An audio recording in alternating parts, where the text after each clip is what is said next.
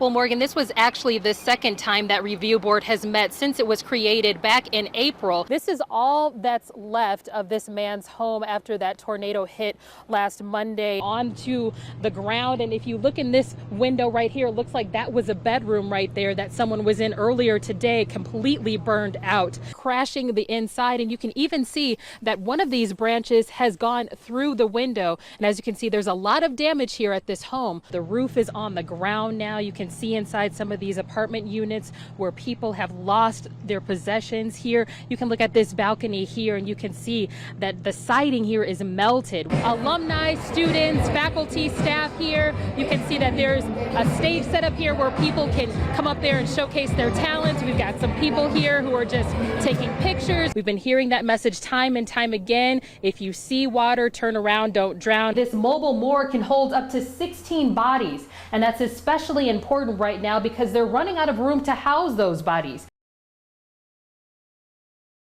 Okay, these are the bullet hole, which is 1, 2, 3 here, and this is my dining room. It was a rude awakening for Betty Cody and her brother Gary. And my brother started hollering, Bet, get on the floor. So at that time, a bullet had went through his bedroom. That bullet missing her brother's head by just inches, one of several that ripped through the house shortly after 2 o'clock Friday morning, shattering glass everywhere. Cody says the entire ordeal lasted just a few seconds. The police, they came out and they looked and they said it was 2 different guns that shot into my house, and like he told me, he said, Miss Cody, I think they may have had the wrong house. Cody has been living at the house on 34th Avenue North for nearly 26 years and says nothing like this has ever happened. It makes you feel unsafe. You don't know whether they are coming back or what. You don't know whether, we don't know whether they are shooting at us or what, you know, but we haven't did anything to anybody. Mostly elderly people live around here, so we haven't had a problem with nobody, so I don't understand. Why would someone shoot my house up like this? But despite that fear, Cody says she has no plans of leaving. No, I'm not going to let nobody run me away from my home. I've been here too long, so I'm not going to go to running from nobody. I just want to know, was it meant for my house?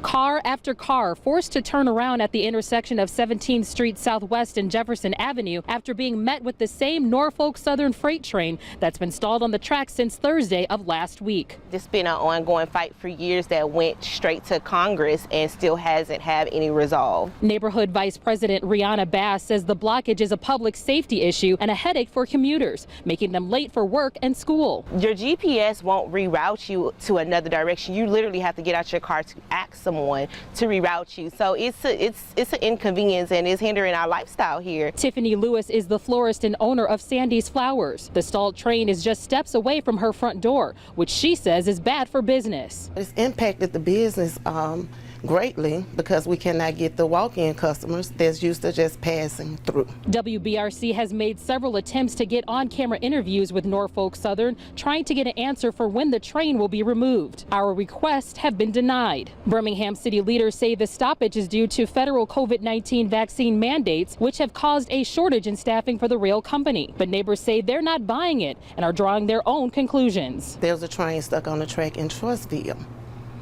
It's gone. What's the problem? What is the excuse? You're short-handed, but you got the train off the track in Trustville, which is a Caucasian area predominantly, rich area predominantly, real rich area too. We're just in a different area. So what's the problem? Is it because we're in the hood, you're gonna make us last? Gave the people their money. 6-year-old Justin Adams was a little shy as he explained why he wanted to donate money to the people of Fultondale. So they have stuff to buy. But his compassion and desire to give was anything but timid. Tell me how you're feeling right now after you did such a special thing yesterday. Happy.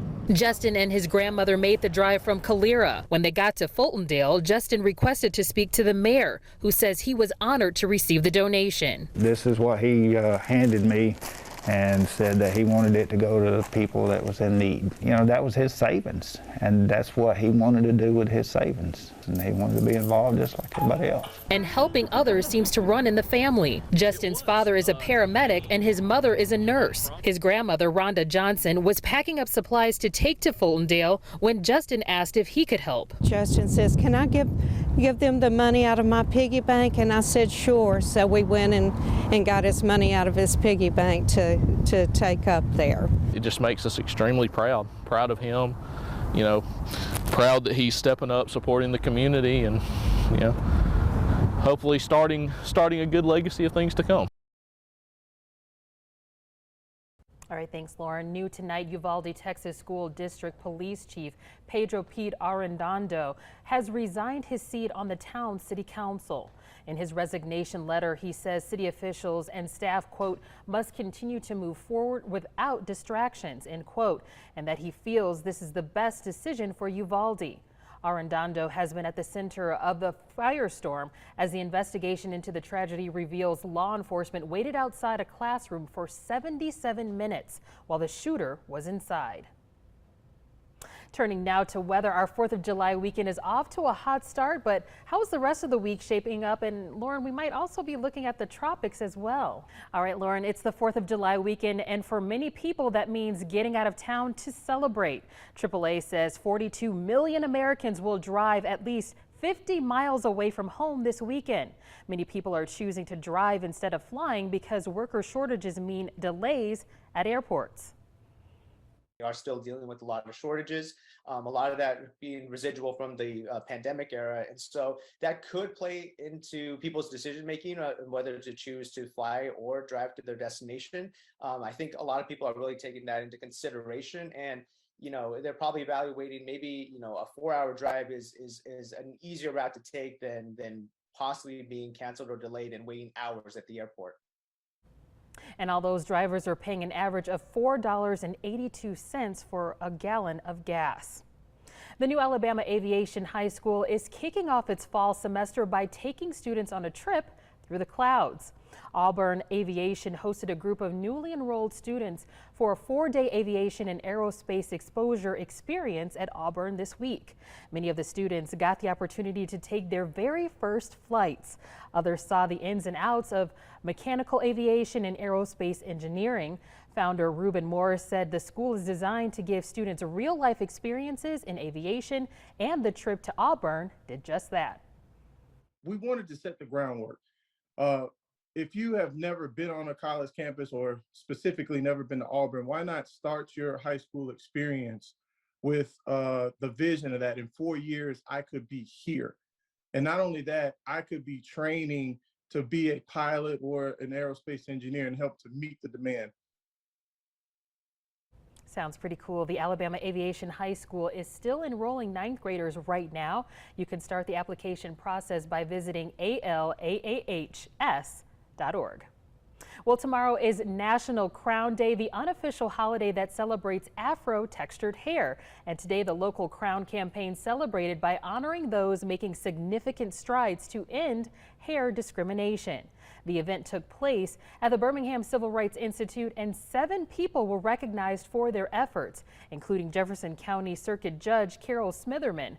National Crown Day commemorates the signing of the first Crown Act legislation, which passed in California on July 3rd of 2019. The Crown Act stands for Create a Respectful and Open World for Natural Hair. It's a law that prohibits race-based hair discrimination that denies people employment and educational opportunities because of the texture of their hair or the hairstyles they choose to wear.